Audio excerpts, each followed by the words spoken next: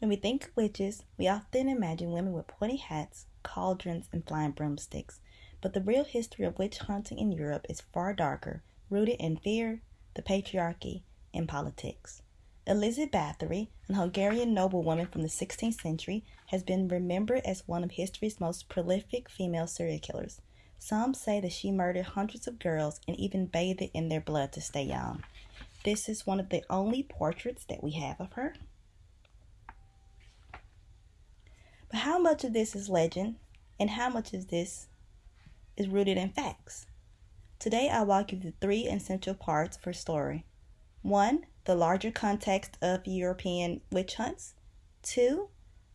Her life story and the power she wielded. And 3. How her trial and legacy may have been shaped by political ambition. By the end, you might see that Bathory's stories say less about witchcraft and more about how dangerous it was to be a powerful woman in early modern Europe.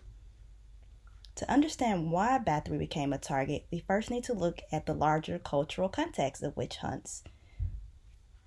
Between the 15th and 18th century, tens of thousands of people, mostly women, were executed as witches. Witch hunts were spearheaded by a man named Heinrich Kramer, who was an inquisitor for the Catholic Church in the 1400s, who said in his book that women were easier targets for the devil. He was quoted to say, "You do not know that woman is the chimera, but it is good for you to know this, for that monster was of three forms." By this he meant that woman is beautiful to look upon, contaminating to the touch, and deadly to keep. This mindset contributed to the widespread fear that justified the witch hunts. These women were usually poor, isolated, or widowed. Some were midwives, herbalists, and women who simply didn't conform to society. Witchcraft accusations were often used to control women's behavior, preserve traditional gender roles, and eliminate threats to the male-dominated system. Historian Christian Lehmer explains, whether anonymous or publicly identified, a witch threatens the established order. This set the stage for Elizabeth Bathory, a woman who not only stepped outside of these boundaries, but completely shattered them. Now let's talk about who Bathory really was.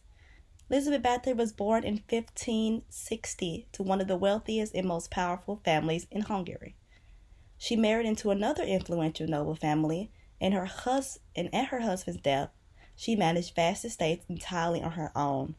Combined, the two had owned thousands of acres of land and over 20 castles spread over 5 modern-day countries. The level of autonomy was unheard of for a woman at this time.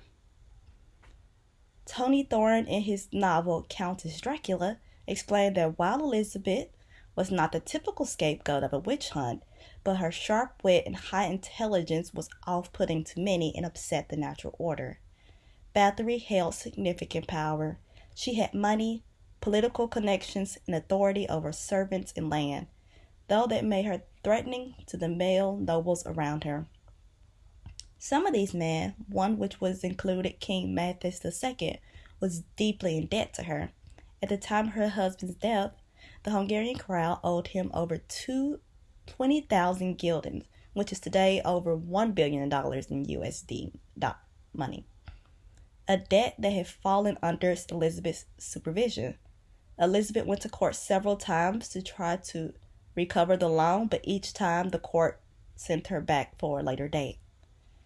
So when the rumors began to spread that cruelty, missing girls, and even sadistic rituals were happening around Elizabeth, the stage was already set for a political takedown. Bathory was accused of murdering dozens, even up to 600 girls in various brutal, sadistic ways. While these allegations were chilling, they were largely based on rumors and hearsay, a narrative spun to fit a political agenda. There was no hard proof that Bathory had committed the murders, and no trial. Bathory herself was not allowed to speak in her own defense. Legal historian Kimberly Craft remarked that even the royal notaries conceded that much of the testimony against the countess included little more than hearsay. After her trial, she was quietly walled up in her castle, sentenced to house arrest, and to her death 4 years later.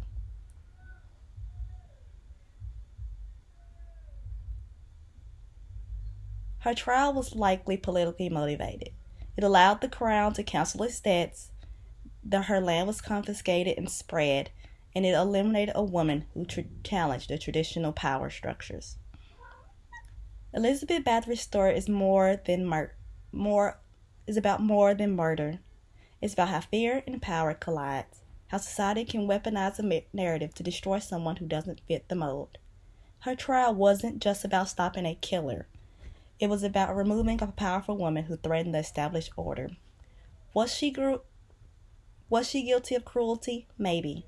Was she guilty of everything they said? Probably not. But that does not matter at the time.